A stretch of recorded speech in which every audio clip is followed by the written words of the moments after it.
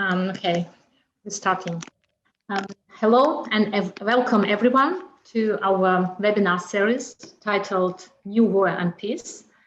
As you might know, Caucasus Edition is launching this series starting from January, and today is our fourth session. And we will be talking about the different variants of political solution of the Karabakh conflict, but not only.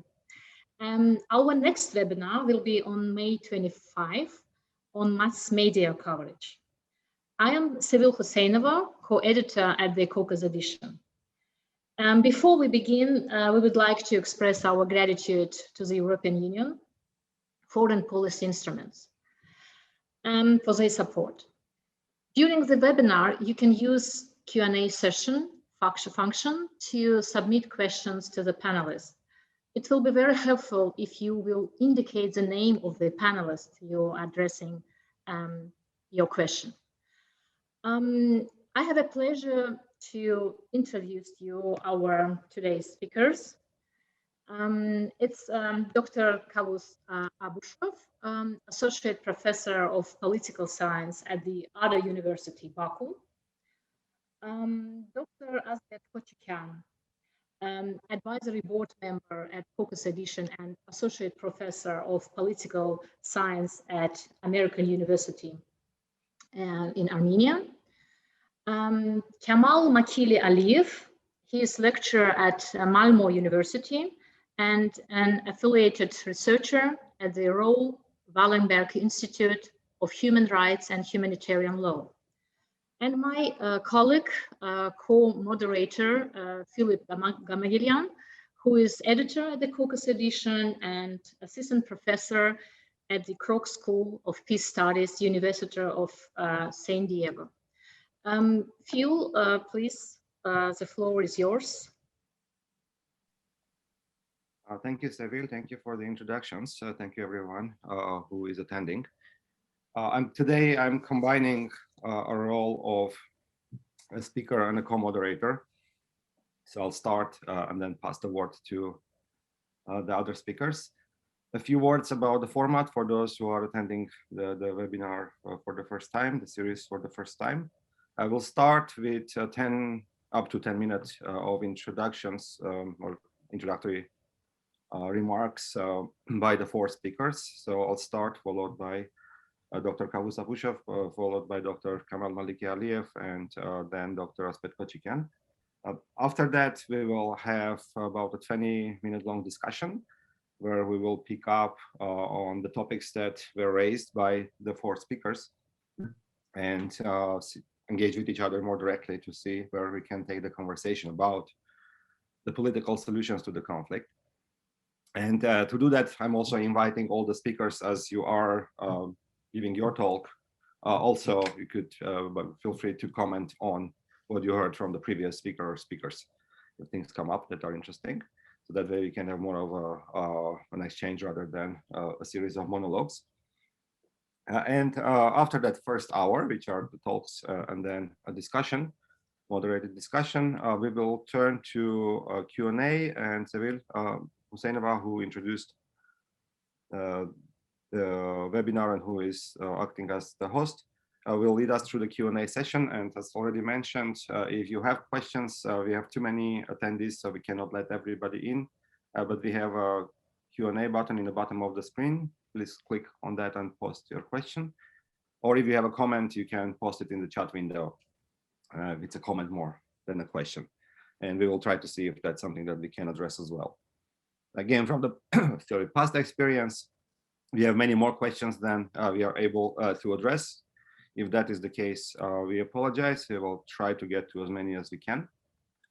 Having said that, the questions that come in that we are not able to address tend to then inform our thinking about the next webinar or the next round of webinars as we read them carefully and try to, again, address them in a more extended form sometime down the road in a month or two. So I'll stop there and turn to my own 10 minutes introduction, which I'll time myself, so it's 8:07.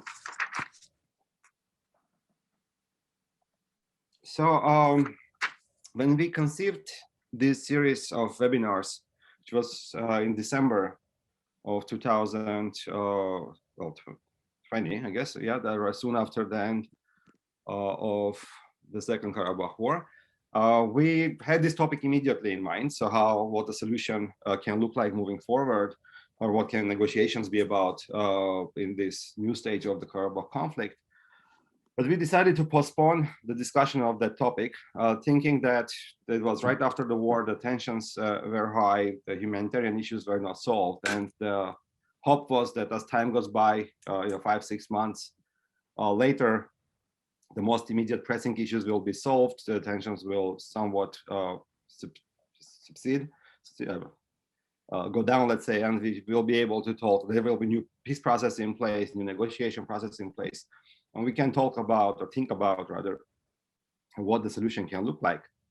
Unfortunately, the developments are very different, and 6 months in, nearly 6 months in, after the November 9 signature on the paper, we are actually in a more maybe tense place and than we were ever, and we are moving in the direction of escalation rather than normalization. The enmity is also getting worse and worse, and from both sides you can see escalation in different types. From an Azerbaijani end, there are multiple prisoners of war being held.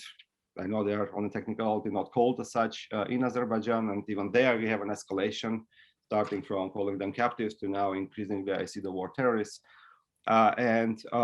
So this is one that creates, well, first of all, I believe it's a humanitarian problem, but it also contributes more than anything else, I would say, to a sense of enmity and hopelessness on the Armenian side. So even if you take its kind of formal part aside in terms of the relationship, that definitely contributes to a vision in Armenia that any kind of normalization is not possible. There is other developments, as we saw, such as the opening of the trophy park that also raised the tensions high in Armenia. On the Armenian end, also there is a movement away from any kind of constructive discussion. If in the days that followed the war, you had an activation of the voices who tended to be in the past in favor of compromise solution, came out in force, and you could see many of them in media, not only social media, but also all kinds of TV channels talking about the necessity for a compromise in the past, and how much better everything could have been in general, and for Armenians in particular, if there was a compromise solution, if the territories outside Nagorno-Karabakh autonomous oblast former were compromised, and some form of a status agreement, or at least some kind of an agreement, interim agreement, was achieved. So all of that was very suddenly, in December, January months, was very commonly expressed. So that now has taken a different turn, and although I don't see much of a revanchist talk as such, that was maybe more allowed earlier, because pretty much every major political party has accepted now that's in the run-up to probable upcoming elections that essentially any kind of revanche is not realistic. So all of them will be in favor of upholding the November 9 agreement. So there's no, again, kind of formal revanchist talk. At the same time, you have a very clear turn away from any form of engagement with Azerbaijan. So it's practically nobody, no party is talking in direction of engagement or negotiations. Everybody is taking the relationship on third parties, and that some third party, well, first of all, Russia, but hopefully the international community once again will save us from each other. And that translates also into, excuse me, that also translates into the non-formal dialogue or relationships. I can even bring it on the example of this webinar series. This is the fourth one. The first two were in January and February, and they were received exclusively positively. We got zero whatsoever negative feedback. Every comment, everything we received in public or in private was positive about how important it is to engage and have a conversation. The last two are receiving overwhelmingly negative comments, again, primarily from Armenia, on the topic that you shouldn't even engage with Azerbaijanis at all. Right, so this is again a shift I see very quickly in the last 2 months, which is again I believe is not constructive at all, and that's what dialogue and negotiations are for. You have them with adversaries, with enemies, that you have it when you have an active conflict. So these are serious challenges that I see moving forward. From here, let me move to my thinking about the variants for solutions. And if I can pull up my PowerPoint, I have only one slide that I would like to show, and I apologize for a second.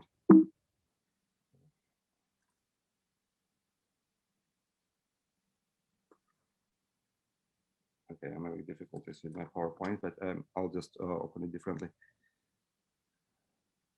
Oh, I think I'm not a host. That's what happens. I'll go without a PowerPoint. So I structured them not in abstract way. I'm a political scientist, so I could potentially think in some abstract ways about theoretical solutions. But instead, I looked into the current conflicts all around the world and how they've been solved or not solved, how some of them have protracted violence and others are moving towards a solution. So this way, I think I'm trying to be more practical in terms of again, what worked or didn't work worldwide. But also, I think it's more illustrative and easier to conceive when we think about scenarios that we see around the world. And so I termed this possible variants for either solution or continuation of a conflict based on how other conflicts are developing. So the first two are not a solution, but perpetual conflict scenarios.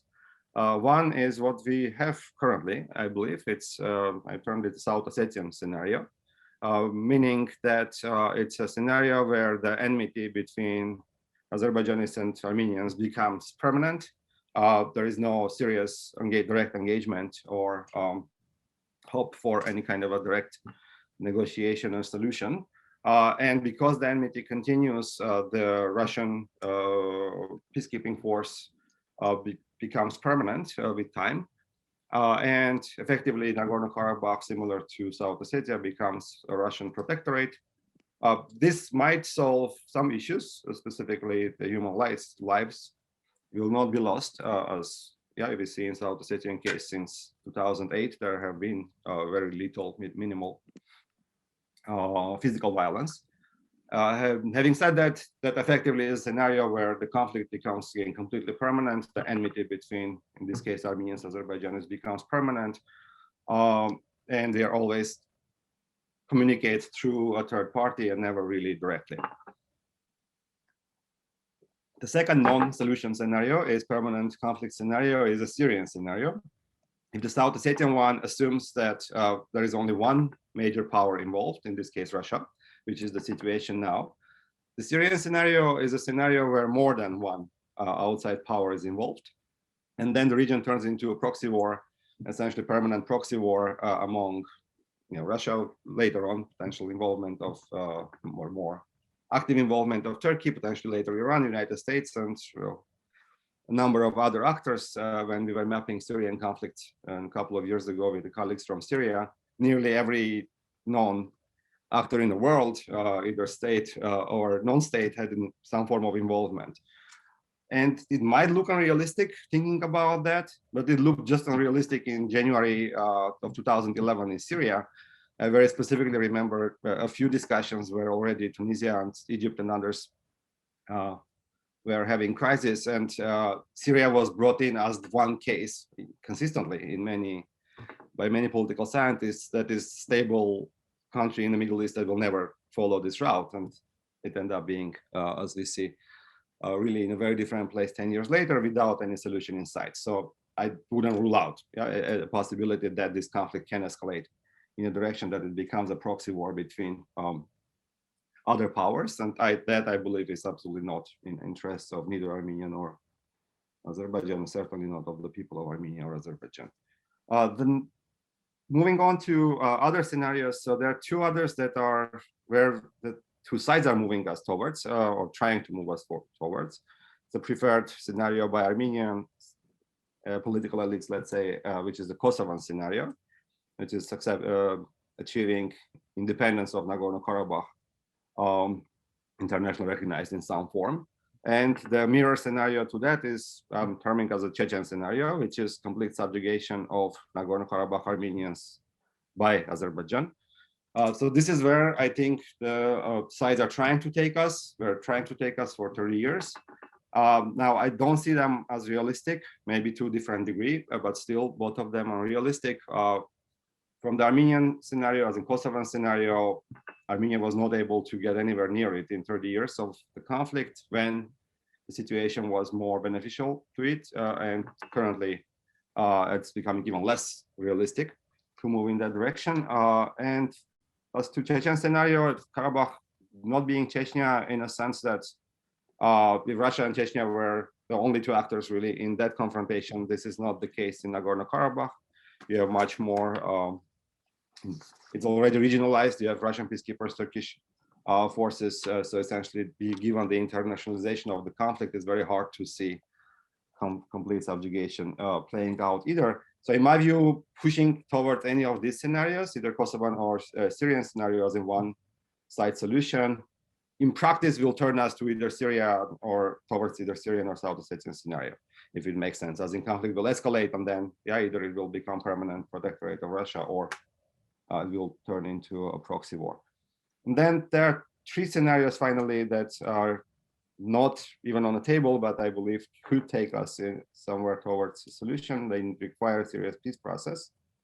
There are two of them are types of different types of autonomy. So one is South Tyrol scenario, the other one Alan Island scenario. The difference is that in South Tyrol, which is a German-speaking region in present-day Italy, the autonomy is cultural, and Alan Island, which is a Swedish-speaking autonomy within Finland, the autonomy is political, so it's de facto functioning independent state de jure situated in Finland. So these scenarios, especially the first one, is very difficult to achieve because it requires a very high degree of democratization. The cultural autonomy, yeah, it's in my view functions only because not only it's in an advanced democracy as Italy, but Italy in turn is part of the European Union. So there are these two levels of kind of institutions holding it together, and it's very hard to see that function outside of such a well-established liberal democratic framework. So Alan Island as a political autonomy probably can function in a more than less degree of democratization of the region. But these require, of course, a very extended peace process. Then the final scenario I'll mention, and I'll wrap up after that, is the Cyprus scenario, which is essentially a permanent status quo, as in a long-term status quo rather, which is an agreement that the solution over status is not achievable anytime soon.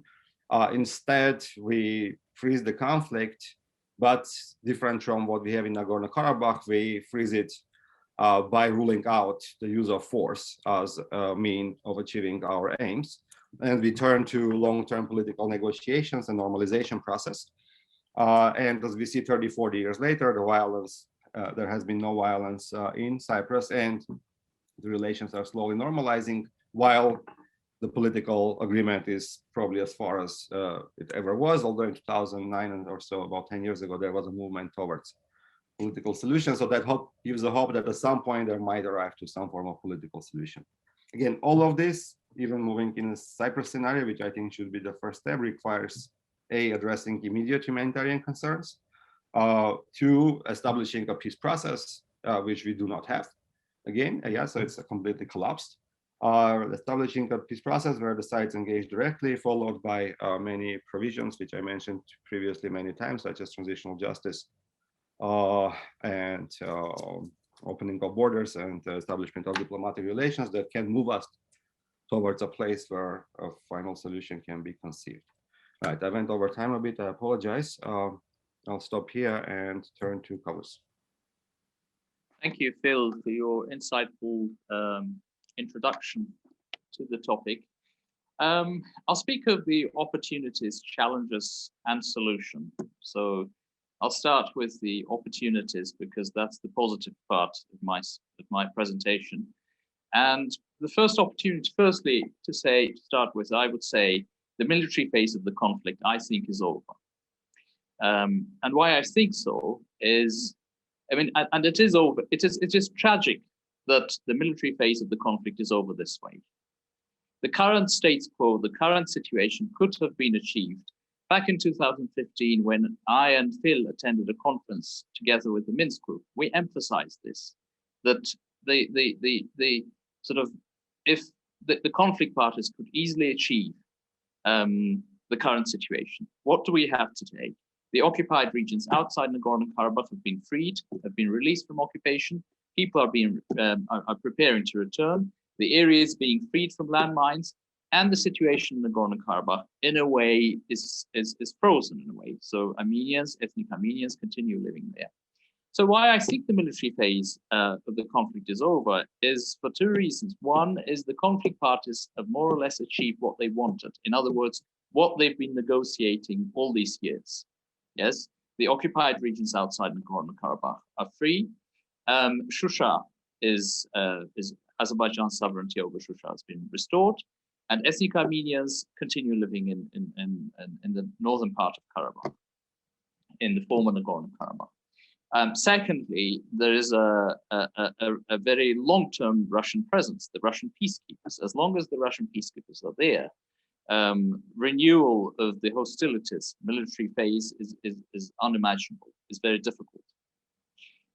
So for these reasons, I don't think a military phase will military operations will be restored at some time in the near future. And I think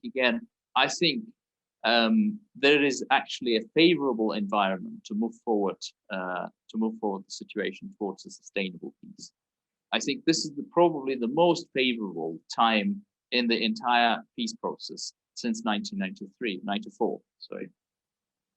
And I also think that Russia is not as, the image of Russia I know is very negative in frozen conflicts and others, but I don't exclude the possibility of the resolution of the conflict, or at least interim peace with Russia's support. Yes. So, and I'll explain that in the solution part, I'll explain why I think so. So these are the opportunities. As I said, this situation could have been achieved without any single bullet shot in the air, had there been enough pragmatism in the region. Yes, because not much was required from the peace process. Now let's move to the challenges. I think there are enough challenges as well. There are probably more challenges than the opportunities, but I think the challenges are quantitative, not qualitative. The opportunities are qualitative.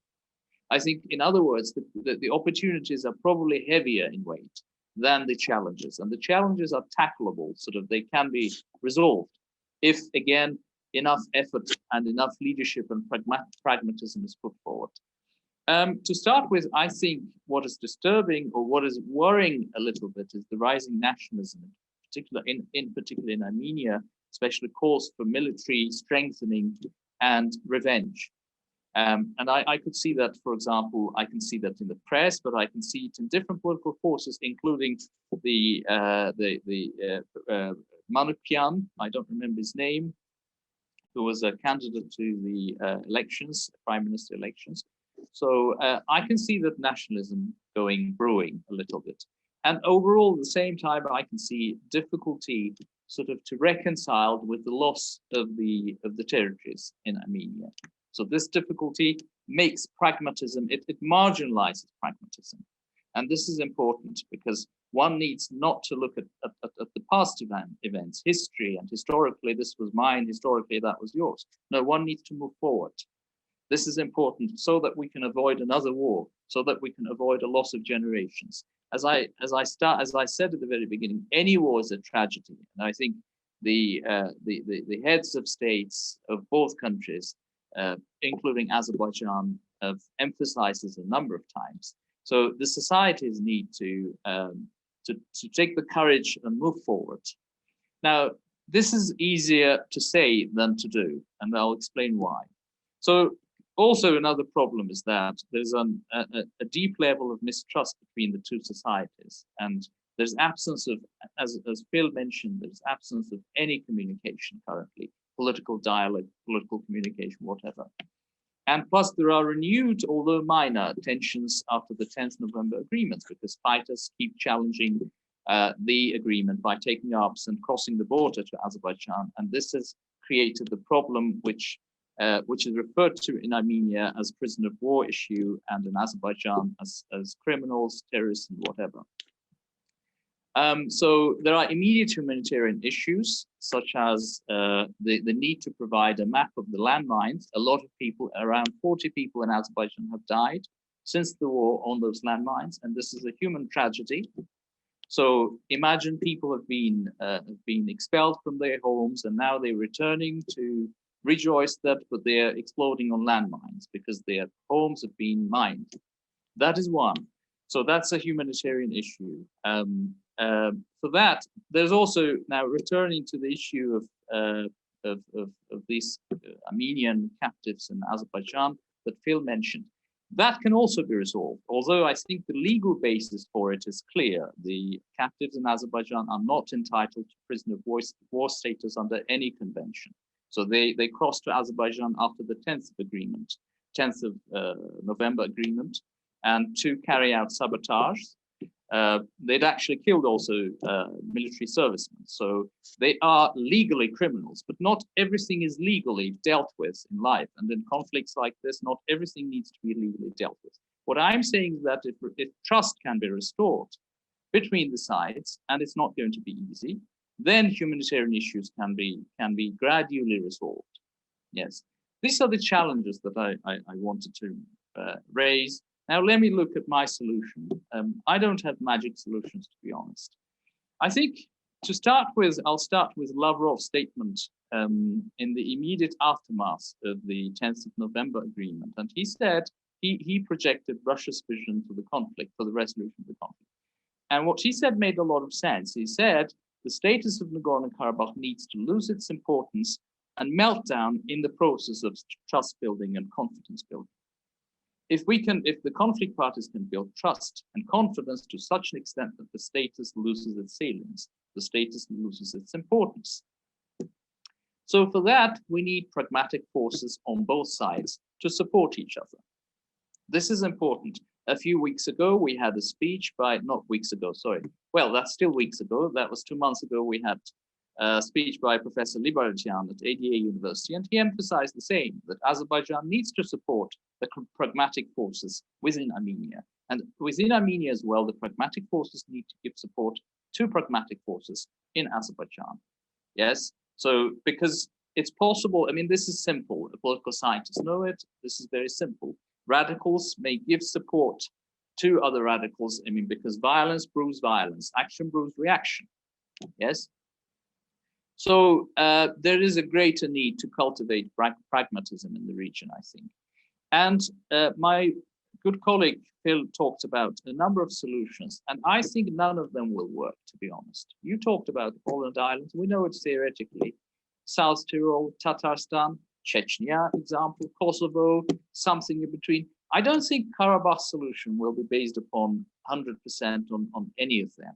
It's going to be sui generis probably, but for any solution to work, I think first, the solution will be an outcome of a long process rather than imposition.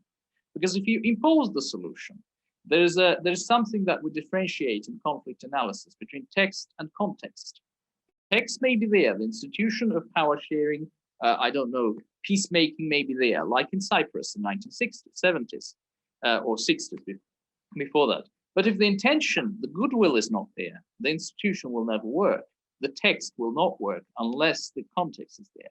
So what I mean by the context is, firstly, communication needs to be restored. Trust needs to be built. Political dialogue needs to be launched, both at the highest level and track 2 level. And after that, you will see that many solutions can be found. If political dialogue, if if Armenians may think of Azerbaijanis as also humans, do you remember during the war, there were BBC footages of Armenian mothers and Azerbaijani mothers as well. And Armenian mothers were raising the question, and in a crying format, that we've been raising our kids under such difficulties, and now they go into the battlefield and so on and forth. And what for? So they had difficulty understanding the situation. Yes. In other words, if this empathy could be developed between the societies, because the starting point is we're both humans. Yes. And human tragedy is nothing comparable to any other tragedy. So, and the two countries need to recognize each other, I think, including each other's territorial sovereignty. And there must be acceleration of the opening of communication and infrastructure and normalization of relations between Armenia and Turkey to a certain extent. I'm not saying to a full extent, because there are these issues of 1915 events, or I know they referred to as genocide, whatever. But those issues, there must be some form of normalization of relations. And finally, we need to identify small steps, like in Europe, in the European experience in 1950s, that could lead to the bigger piece. This, for example, could be cooperation over the Khojaly airport, demilitarization of certain parts of northern part of Karabakh. For example, a gesture to provide map for landmines could produce a counter gesture in Azerbaijan as well. So one needs to take this courage to move forward. However, now let me say that this is not so. What I've talked about so far as a solution is quite difficult to achieve, because the wounds are still fresh. Yes, I mean, we need to put ourselves also into the shoes of those mothers and fathers who've lost their kids at a very early age in both countries. However, on the other hand, we cannot keep mourning all that. I mean, we need to move forward for a brighter future. So I think a lot depends also on the elections in Armenia, on the June elections, who comes to power, which political force comes to power, how the intellectuals in both countries, this is important, and I think the webinars like this may serve a greater purpose, how the intellectuals in both countries may cultivate pragmatism, may cultivate empathy, may cultivate other things. Yes, so I think peace is not as hopeless as a lot say. It's not that hopeful either, because, as I said, the wounds are still very fresh. The war just ended a few weeks ago, basically. So that's all I wanted to say, and I would be happy to answer any questions. Thank you. Thank you, Kavus. Kamal, turning to you. Thank you very much, Phil. Thank you, Kavus. Very interesting and insightful comments. Thank you, Caucasus Edition, for having me. I will do a couple of disclaimers before I start my talk. First and foremost is that when I say Armenia and I say Azerbaijan, I mean the states. I never mean the governments, I never mean the people, nor Armenian people, nor Azerbaijanis. I mean the states, that's what I study. And I'm also not a political scientist. I am an international lawyer, which doubles a little bit in political science due to my studies of the conflict. So my view on the problem and on the conflict and its context is usually informed by my background in international law. So I think you should know that to understand the framework of my following comments. What I see right now in current dynamics is that we have a background of two very interesting events. One is the political instability in Armenia, and the second one, the post-war development in Azerbaijan in terms of the economic burden that suddenly fell on Azerbaijan's shoulders when it comes to the returned territories. It means that there's going to be a process of rebuilding them, and the current dynamics show that due to, first of all, military expenditures and very tough years, year and a half of a pandemic, the burden is going to be quite challenging. And this is something that needs to be taken into account, as well as the political instability in Armenia and its inability right now to have a unified political front in terms of how to move forward. These two general but background events, they inform the current dynamics, and they are also there for the process of a slowdown of implementation of the ceasefire agreement. So two states are now looking inward sometimes more than they look outward in terms of the fulfillment of the ceasefire agreement. When we've seen that right after the cessation of hostilities in November 2020, we've seen quite a dynamic progress in the implementation of certain parts of the ceasefire agreement. And ceasefire agreement is in its form and presently in its implementation and the treatment by the parties is actually a treaty. And it wasn't so obvious when it took shape and form and when it was signed. It is even called a statement. But from the treatment by the parties and the way it's shaped and the way it has been formed, it's quite normative and it is an international treaty. But the implementation of that agreement started to slow down, and that's connected to the political processes in Armenia and, of course, the challenges that Azerbaijan has in the post-war period. So both sides are trying to adjust to the new status quo. For Armenia, of course, the military defeat led to a political crisis, and that crisis was expected. What wasn't expected, I think, and was a little bit surprising, is the tensions that it actually produced in Armenian government and between Armenian government and opposition in the longer term.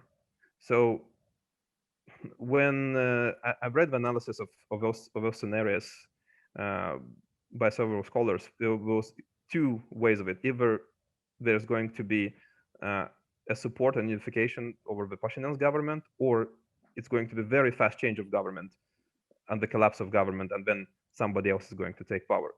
None of these two scenarios have played out. And as we see, it's a different process that takes Armenia as a state towards the new round of elections this summer. So that's the adjustment from the side of Armenia. From the side of Azerbaijan, there's this there's a speedy shift towards the boost to the economic changes to newly liberated territories, to try to push for reconstruction and infrastructure contracts, to invite in investors and basically construction firms that would be interested in rebuilding that infrastructure, trying to attract foreign investment, and tying this all to the opening of the communications transport links in the entire region. There is also, of course, the third party to the background, and that's Russia and its enhanced role in the conflict, which became directly involved with the peacekeeping forces and their allocation in the Nagorno-Karabakh region. There's also there are speculations that Turkey might assume a more prominent role in peacekeeping, or some kind of involvement, higher involvement in the dynamic, which didn't play out exactly in the same way. Although Turkey's role became more present and more involved in the conflict itself, the prominence that would at least reach the Russian role is not there, and it didn't happen. And the reasons for that are plenty, but there's also seems to be grounded in the uninterest of any side, including Azerbaijan, of Turkey assuming that role, in a sense, because for Azerbaijan that would mean diminishment of its role in certain ways, and I think that wasn't desired as well. There are, of course, problematic issues with the ceasefire agreement, or the treaty, if you will, and there are two issues that I think needs to be discussed very seriously, and one is the problem of the return of the detained from the side of Azerbaijan, which is, if I'm not mistaken, it's the 7th paragraph of the ceasefire agreement, and the one that usually escapes the attention of many commentators and I think even scholars is the problem of implementation of paragraph 4 from the side of Armenia, which says that the peacemaking forces of the Russian Federation shall be deployed concurrently with the withdrawal of Armenian troops. And withdrawal of Armenian troops from the territory of Nagorno-Karabakh have not actually happened. And what's surprising for me is that this dynamic is usually missed by most of the commentators, in that I do agree that the Armenian detained in Azerbaijan is a humanitarian issue, but the inclusion of that paragraph into the ceasefire agreement, treaty, if you will, automatically made this both legal and political issue as well. And the humanitarian issues, I don't agree that humanitarian issues are not easily solved. They are through the dynamic of the process since November. And when it comes to, for example, Azerbaijan wasn't resistant in providing the access to electricity for Nagorno-Karabakh. It wasn't resistant in providing the reroute of the gas to Armenia, for example. Why would Azerbaijan suddenly press the humanitarian issue if it would be purely humanitarian? It wouldn't, because it's not a humanitarian issue, it's a political issue, and it's an implementation of the paragraph 7, which is the return of all detained, even if they are not prisoners of war. That's why that paragraph was included there, to avoid the speculation on international humanitarian law, of course. And that, from that point of view, it was a smart idea, but it's also a dangerous idea to include the humanitarian issues in the treaty, because then it becomes also a political issue. And if a treaty, and some part of it, is not fulfilled by one side, the other side can withhold the implementation from its own side. It shouldn't, but that's what usually happens in the international relations. And those two issues became political. The question is, how much Armenia, the state, wants to return the detained, and is it willing to actually withdraw the Armenian troops from the rest of Karabakh in exchange for that? But both things are included in the treaty, and it is important to note that as well. So those things impact the dynamics negatively. So instability, political instability in Azerbaijan, the inverted view of the economic challenges that Azerbaijan have as a state, that leads to the slowdown of inflation of agreement, and those two points of the ceasefire agreement that are points of tension right now. It's also, there is no Turkey there as being a balancing act in terms of regional powers. All of that affect the dynamic negatively. So what it leads to also is to a number of challenges, in the sense that there is no drive for building a peace process. There is no return to negotiations about peace. The political crisis in Armenia and Azerbaijan inwardist looking also are not creating the conditions to engage in peace building activities together, meaning openness of communications, not on the level of the economy, but on the social level as well. But what I'm asking myself, is it possible to actually adopt a legalistic approach to the problems here? Because international law has basic solutions for that. And if you have a treaty on the table and you have 2 points of contention, why not go to arbitration? That was always my question to the Nagorno-Karabakh conflict. Why not use the arbitration? And here, Armenia and Azerbaijan would, even without having the diplomatic relations, without having this openness, have a binding agreement on their hands. And if they don't agree on the points on the implementation, why not go to the arbitration, and why not go to the International Court of Justice with those questions? Bypassing the usual haggling on the political level. We will do this if you do that. I think it's a fair question to ask, and I think it should be asked more. And in the same way, I do not agree that Åland Islands, for example, is a relevant solution. I do agree that the 100% solution based on certain model is not going to work. And I agree with Kavus on that very much. But that's not the point.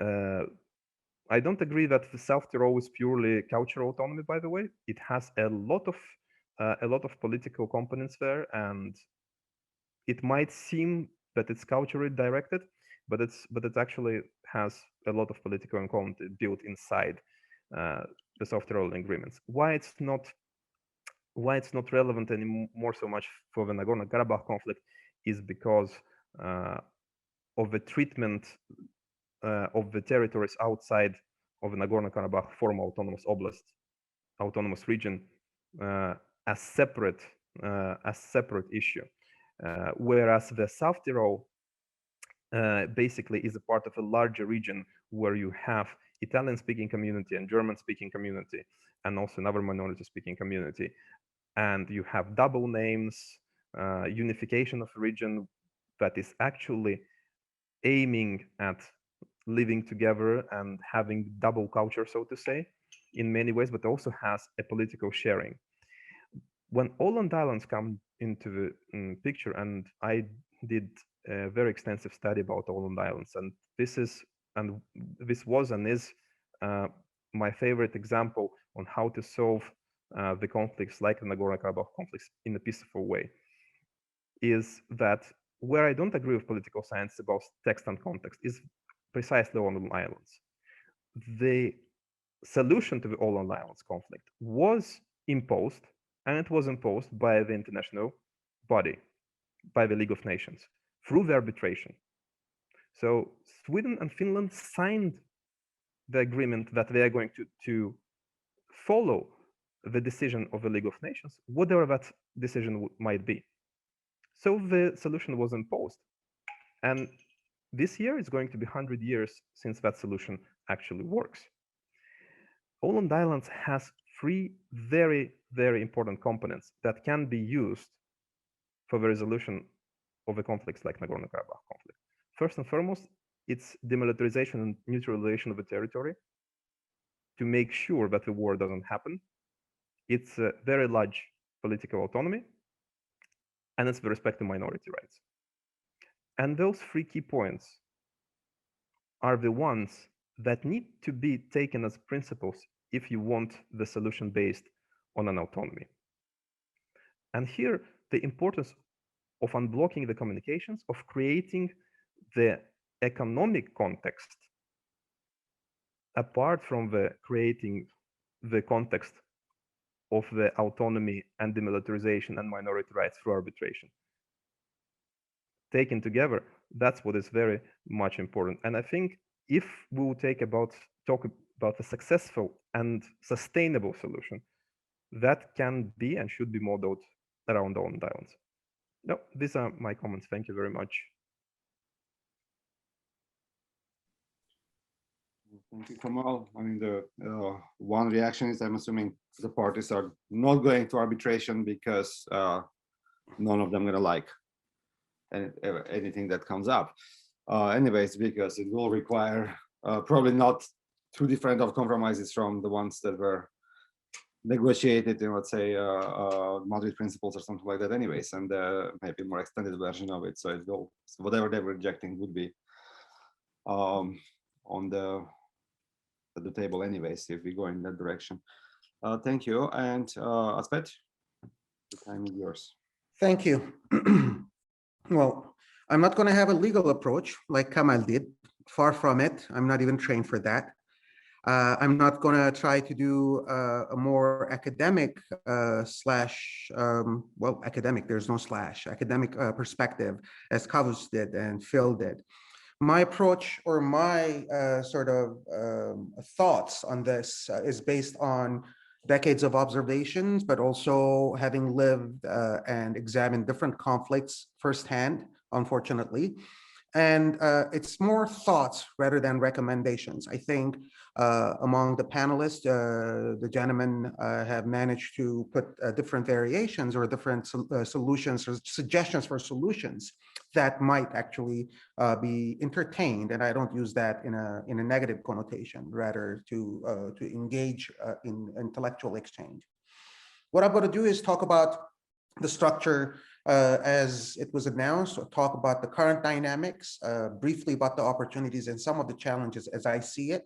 Some of it with a slight sort of variation, albeit repetition sometimes, of what the previous speakers mentioned. First of all, I'd like to talk about the current dynamics. And basically, this was also already mentioned, is that what we're witnessing now is that there is a hardening of positions in both Armenia and Azerbaijan. I think we tend to look at it as just the defeated side, in this case, Armenia, is actually, academic research would say that they would be more, less inclined for negotiation and more nationalist rhetoric would increase in those countries. But it's interesting also sometimes that even victors end up utilizing nationalist rhetoric and sentiments. This in turn, I think, it has created a situation, the war itself created a situation where in both countries, there are political turning points. In the case of Azerbaijan, Aliyev's regime has now been entrenched. He managed to deliver victory, bring victory as he was promising for a decade or over a decade. And this, in a way, consolidated his power and his legitimacy, at least from the perspective of a savior, right?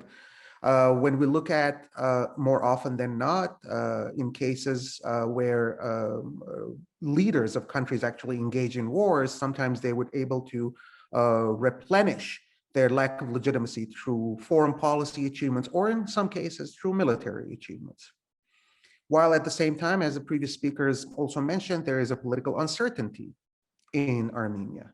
So in a way, I'm looking at this as the two sides of the same coin, where on one side, Azerbaijan is witnessing more consolidation of authoritarian regime or a regime, Aliyev's regime, and on the Armenian side, everything is up in the air. Frankly speaking, I do not think that anything would change. Regardless of what the elections would come in.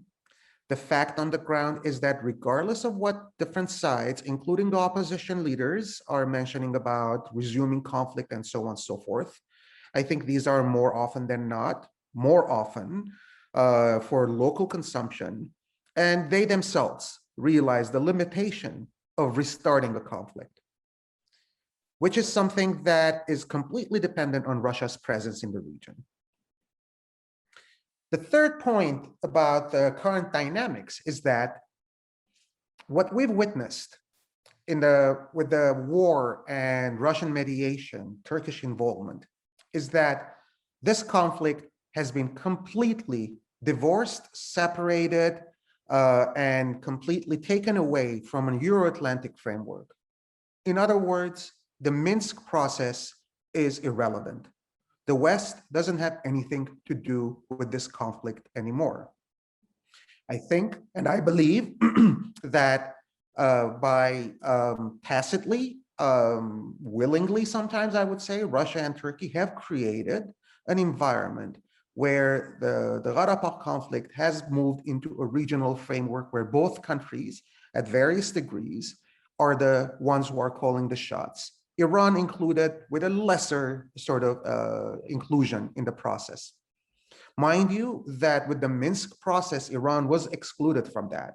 And the fact that even an iota of participation, Iranian participation in this involvement in this process in any way is sort of a baptism, if you want to call it, of a regionalization of the conflict.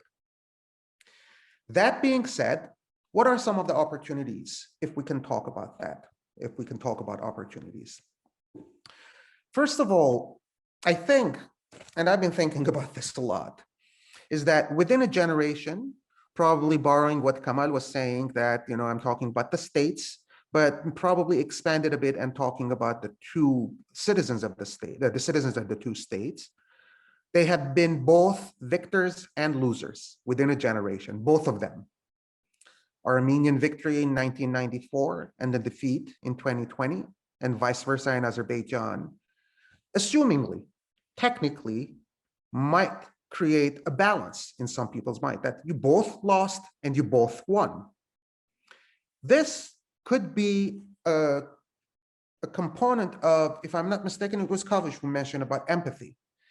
But the problem with empathy is that usually empathy on a personal level works, but on a large scale, it doesn't. When you're talking about mass murder, when you're talking about mass disasters and so on, empathy is not something, empathy is something that you need to relate individually. I think that's one of the things, but I'm still hopeful that this is a mindset that at least they can get into each other's mind, that look, we were the victors in 1994 and we're the losers now. So maybe if you, one of the previous speakers mentioned about reasonable or pragmatic people can think about it that way, it might be a possibility. The other opportunity is that there is a chance now, or there is a high probability that Armenians and Azeris are going to live in close proximity. Okay, I'm not saying that they're going to coexist. I intentionally am not using the word coexist because coexistence assumes acceptance and so on, which is far from both the minds of both groups in terms of, at least in Nagorno-Karabakh. But this proximity might encourage people-to-people interaction on a day-to-day basis, right? In many private conversation with people which I've had both in Nagorno-Karabakh and in Baku many years ago, it was interesting to see that people who would be so have such an animosity and basically vile against each other, within the same sentence, they would turn around and say, yeah, I remember my neighbor was Azeri, my neighbor was Armenian. We used to go and have, barbecue on weekends and so on. Yet, continuing, they would say in the same sentence that, yeah, we had to kill each other. Okay, but that coexistence, or the proximity, see, I made my mistake, that proximity, living with each other, might bring back that confidence building measure, if you want to call it. Okay. The third, and this is actually the third one, preconditions the second one, which is not a mathematical order, but regardless, that is the fact that Russia's presence on the ground is a mechanism that didn't exist before and which could encourage both sides to build confidence building measures. It is quite possible that under Russia's watchful eye, that proximity might work. Now, that being said, Russia's presence is also a challenge. And I move to the challenges part now. In the sense that today, Russia, Moscow is the one that speaks and determines the fate of Nagorno-Karabakh. Not even the Stepanakert decides on anything. Okay, this could be a blessing and a curse, right? Depends from whose perspective you're looking at it. And any negotiation, any solution for this, for any scenario, and again, my co-panelists have a lot of ideas about what solutions might be, has to be a bilateral or trilateral agreement. And bilateral, it's not between Armenia and Azerbaijan, it's between Russia and Azerbaijan. Or if we were to expand it, it's going to be a trilateral Baku, Ankara, Moscow agreement.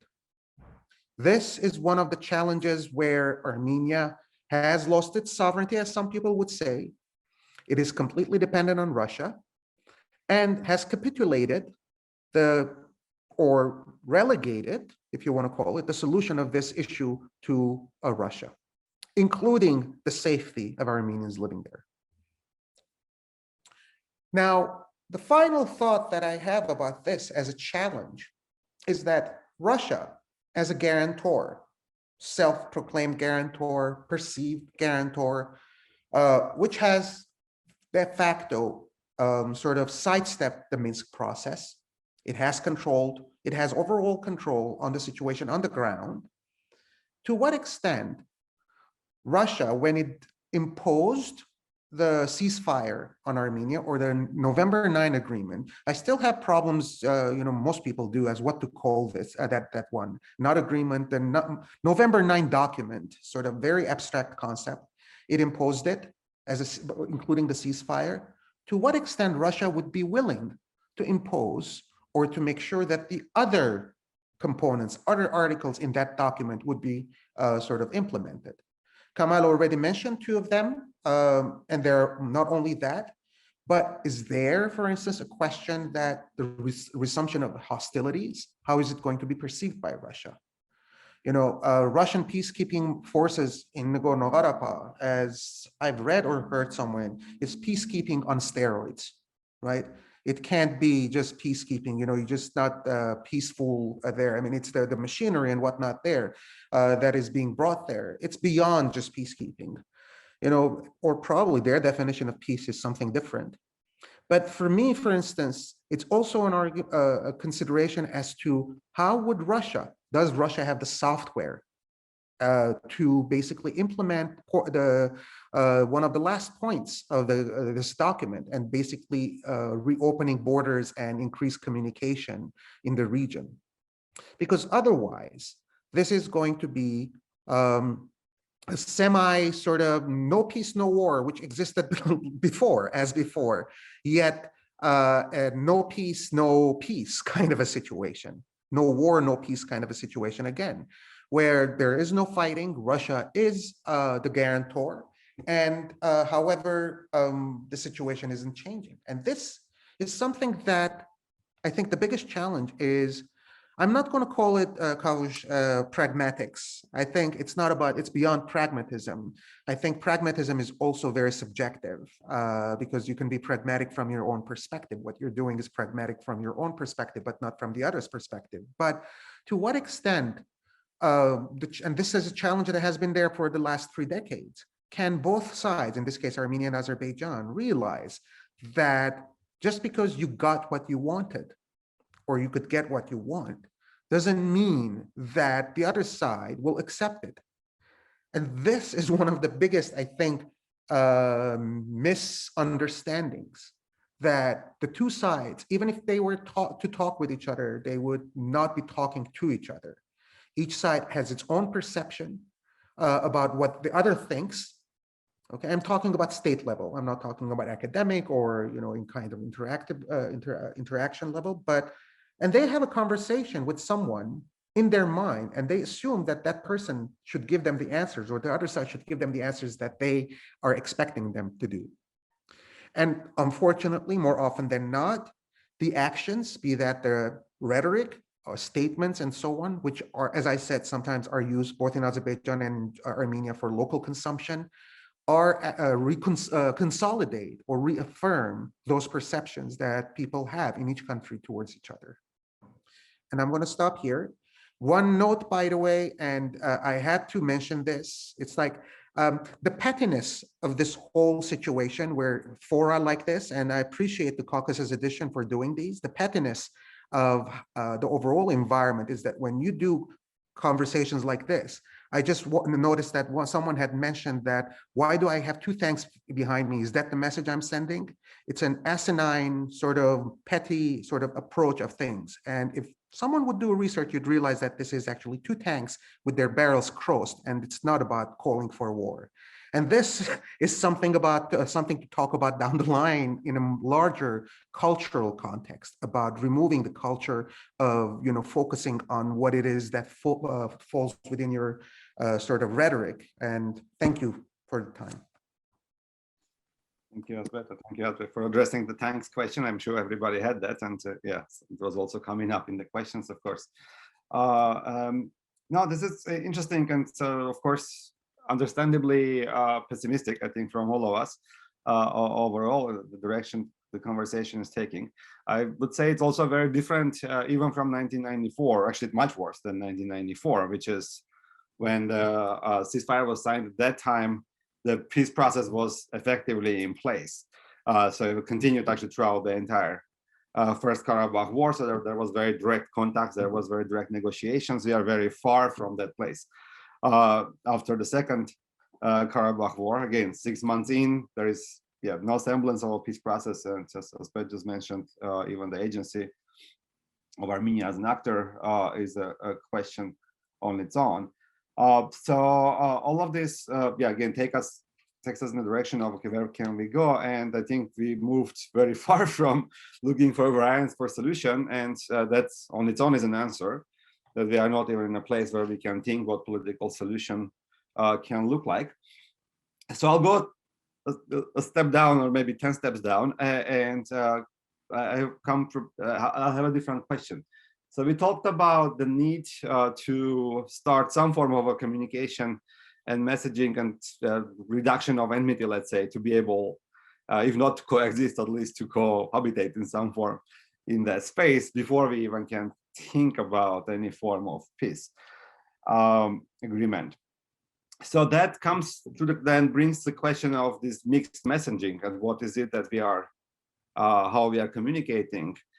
And the mixed messaging, in a sense that both sides, both political actors, let's say, but in Azerbaijan case, it's essentially one actor, the government. In Armenian case, you have government and opposition since there is a crisis. But overall, there is a mixed messaging from both sides. One side from Azerbaijan, there is ruling, talk about the war is over and we need to now focus on economic links, while at the same time the nationalist rhetoric was on the rise. We mentioned some of it already early, but with the park and everything else. On the Armenian side, again, there is complete refusal to engage, while also I don't see any actor that is openly calling for any kind of revanchism at the same time, right? So a couple of you mentioned that the time primarily the nationalist rhetoric is done for domestic consumption, and on a more realistic level, it's that more let's somehow integrate or move somewhere. So that's the most realistic actual external messaging. Today I think we can accept there is no internal or external messaging. You cannot separate these two. Moreover, only the negative one is seen by the other side. If the two messages are not only the one directed at you, supposedly the external one is not the only one, but again, it's not the one at all. If there is anything negative coming, right? So once the park is open in Baku, that's the only thing that in Armenia is talked about. Nobody focuses on any positive messaging, and vice versa, right? So once Armenians talk about nationalism, revanchism, that's the only thing that's seen in Azerbaijan, and that government doesn't right now, for example, push for any revanchist rhetoric gets lost. So the question is for me, how do we move to a place where we can make gestures that they are accepted, right? So one of the reasons I think we have a problem of the mind maps not being shared or any kind of common demining operation being in place, or I assume also the captive prisoners of wars are not being returned, is there is an assumption that will not be accepted as an, okay, I did something positive, they will also do something positive. There is an assumption it will be accepted almost in an opposite way, saying it's never not enough and escalating further, demanding something more. Right? So that has been the pattern so far. So there is a major lack of trust on a political level, but also on a rhetorical level. So the question is, I guess, again, it's a much smaller question for me. How can we move to a place where at least a gesture or a word can be accepted or reciprocated, let's say, by political actors? Any thoughts? Is it a question to the panel, or is it a question? It's a question to the panel. If it's rhetorical, you don't need to answer. Yeah. You've raised a number of issues, a number of questions, and the short answer to your question, I think, is twofold. One is functional, as in line with the neo-functional theory. Simply start cooperation on small issues. For example, the landmines, the maps for landmines, and the detainees. Yes, so let's say in Armenia, politicians drop the categorization of the detainees as prisoners of war and say that, for example, we accept that they're not prisoners of war, but they're detainees, and please sort of show us a goodwill gesture, return them, and we return these maps for landmines. That might be a very small step, and that might lead to cooperation over Khojaly airport. That might lead to cooperation over other things. So this is the functional approach. Another approach, I mean, we've all raised a number of issues. And that reminds me of the classic security dilemma theory in international relations theories. Yes, that the conflict parties cannot get out of the situation. They're doing harm to each other, they're doing harm to themselves, but they cannot move forward because there is mistrust, there is mutual mistrust, insecurity, fears, and so forth. Now, for resolving the second, sort of a secondary solution, which requires bigger efforts, I think, that is, the solution might be small formats like this one, or the one we had with Professor Libaratian a few weeks ago. So this is the second webinar that I'm attending. That might be a solution where academics, for example, the statement by Asbed I found it very interesting. The statement that the bellicose statements by Armenian politicians is more for the domestic audience. Yes, this is an interesting statement. But many more. In other words, what I'm emphasizing is that, so at the beginning when I said military phase is over, I really believe in it. I believe the military phase is over because the conflict parties sort of, there's no need or no reason to go to have another war. So the way forward, I mean, it's not an easy question, Phil. It's not an easy question, but it's doable, I believe.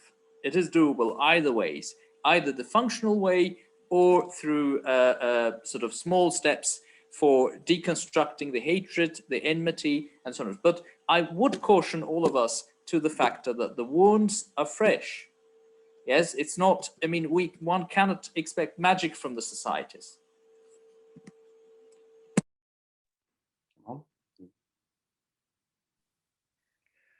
Yeah, what I wanted to comment on is I think a very important aspect was raised by Asbed, and that has to do with Russia. And that I think it's a little bit it's a little bit overstatement that the solution is going to be between Russia and Azerbaijan, Azerbaijan, and Turkey, in a sense. But I do agree that Russia has assumed the overall control of the territory, and that's where, in my understanding, and I'll return with a comment to Phil as well, why I understand that, Phil, why the parties don't go into arbitration. But that's also a very petty reason. It doesn't have a strategic perspective. If it is so that Russia is going to be the key and Armenia is excluded out of the process of the Karabakh Karabakh conflict resolution, it means that there is a genuine interest from both Armenia and Azerbaijan to hijack the agenda back, and for Armenia as well, and hijack it from Russia. And the ceasefire agreement or treaty, because I cannot find another name for it, although in Russian it's called a statement, it's still a treaty, gives way to that. There is 5-year term for the peacekeeping force, and that's the Russian participation there. So when using the legal measures is a way to hijack the agenda. Going into the international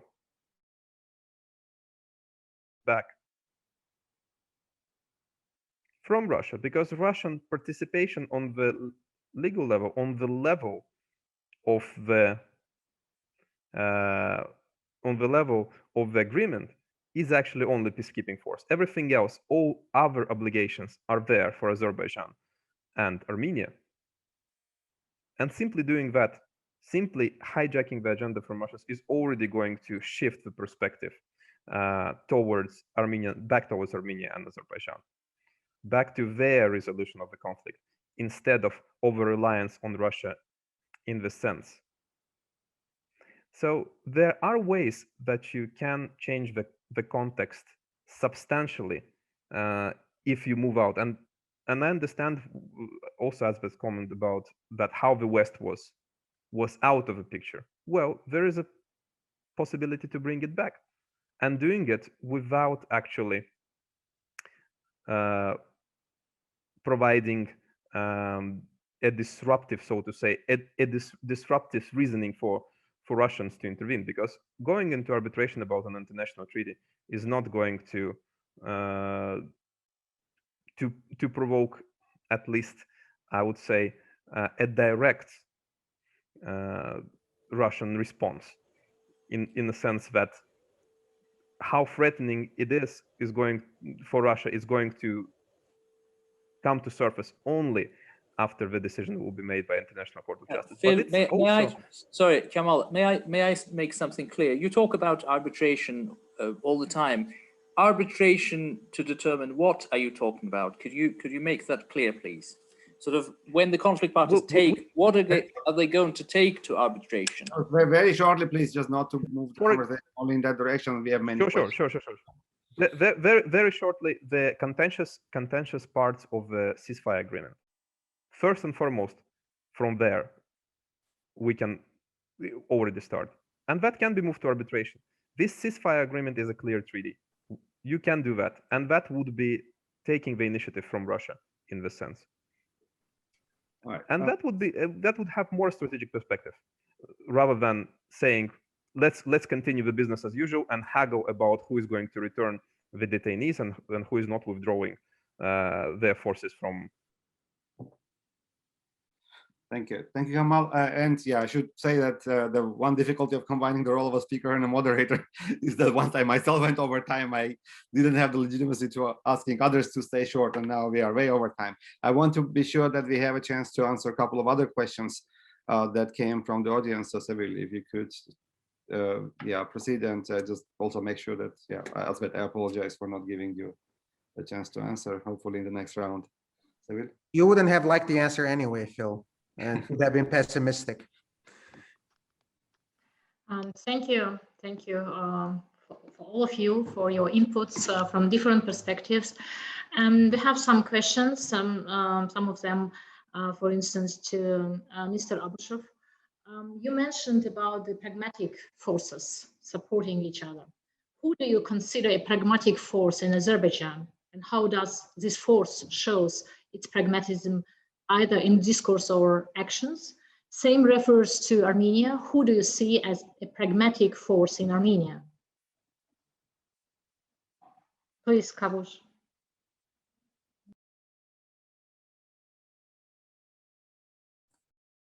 You're muted, Kavus. Thank you. I was just saying that my name actually ends with S, and Asbed was mispronouncing it. I'm sorry. But I see it. I see it as a goodwill gesture. No problem at all. So to start with pragmatic forces in Azerbaijan, there are enough intellectuals like Farhad Badelbeyli and many others who realize pragmatically the problem of coexistence. Not the problem, but the issue. We are neighbors. We're not going to move away. You can't move countries. So they can be. There are enough intellectuals in the country. If you remember, I don't remember exact period, but I think it was either 2016 or 17 when Azerbaijani intellectuals visited then Nagorno-Karabakh. They went to different parts of Nagorno-Karabakh, and they actually met with Ser Sarkisyan. Yes, at the time, President Sarkisyan, they had met him and they had talked. And I know also intellectuals in Azerbaijan who knew very well, for example, the father of Ser Sarkisyan, one of the people who attended that meeting. So in other words, I think there are enough within the government. I think when you look at sort of overall approach of the Azerbaijani government, of President Ilham Aliyev, he has a lot of pragmatic elements in his approach to the Nagorno-Karabakh conflict as well, sort of to the conflict, to its resolution. But there are also enough radical forces within Azerbaijan. I mean, we don't need to go far. I think Phil was saying that in the webinars, and sort of, there were a lot of, not a lot of, but certain negative comments to both sides. Yes, these are examples of non-pragmatic forces who say, we need to move Armenians out, Azeris out of the region. We need to restore historic justice. We need to do this and that. That is an example of non-pragmatism. And I also, by the way, returning to issue of pragmatism, Asbed, you know, pragmatism that I'm talking about is you choose the best situation in the worst context. You choose the best one. Yes. I think pragmatism would be sort of understanding the reality and realizing or choosing the best solution to that reality. So when you ask me about pragmatic forces in Armenia, I know enough of them. One of them is Gerard Liberdian, Stepan Grigorian. Phil knows very well. I consider Phil himself as a one of the pragmatic intellectuals. I've attended the Track to Diplomacy meetings a number of times, and I've met a number of colleagues from Armenia who were exactly saying who were exactly saying what I was saying, that we need to avoid the tragedy. We need to avoid another war. And for that, the occupied regions outside Nagorno-Karabakh needed to be returned. The Madrid principles needed to be returned. So, so that is my understanding of pragmatism. Pragmatism means that putting aside, sort of getting the courage to put aside all this enmity, what has happened before.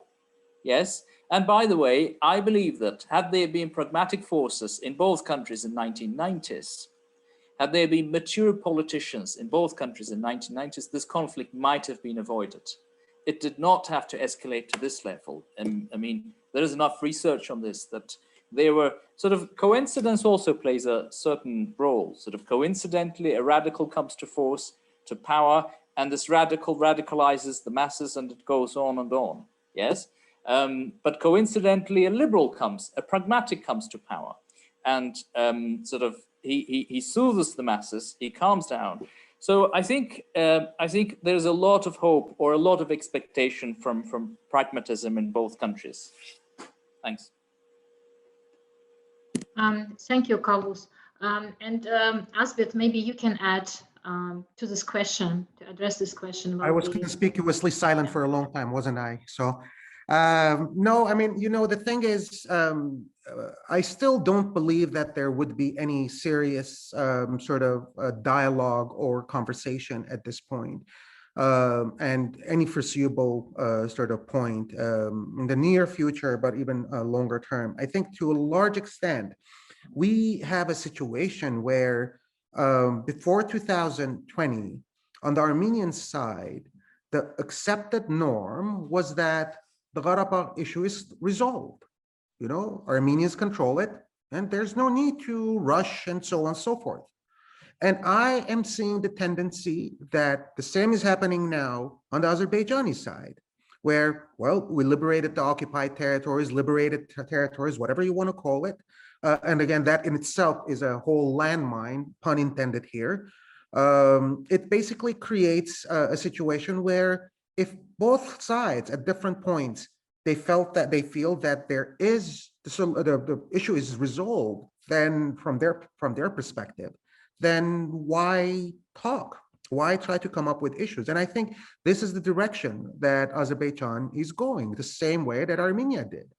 You know, it's fascinating. Many years ago, I happened to be at a meeting, and there were several people from Karabakh, and someone was asking, what do the people of Karabakh think about the situation, about how to move forward and so on?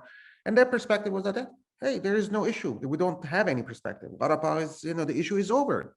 And now you have a similar sort of development in Azerbaijan. So this is why my quote unquote pessimism, or probably pragmatic pessimism in terms of the possibility of, you know, being on the same wavelength. It always reminds me of Iranian-US relations, where at some point, whenever there was a hand extended on the American side, Iran had a radical sort of president, or vice versa. So the timing has never been right to, you know, have some kind of a conversation. So that's my point.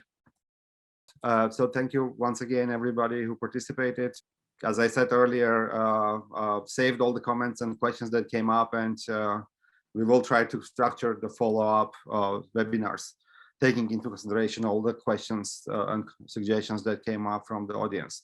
So we very much want to be in a dialogue with everybody who participated as an audience as well. So thank you once again, everyone, and thank you. Thank you, Sevil. Thank you, Philip, for co-hosting and co-moderating, and Kavus and Kamal. This time I pronounced it right. I just needed a correction, Kavus. So thank you. Thank you very much, everyone.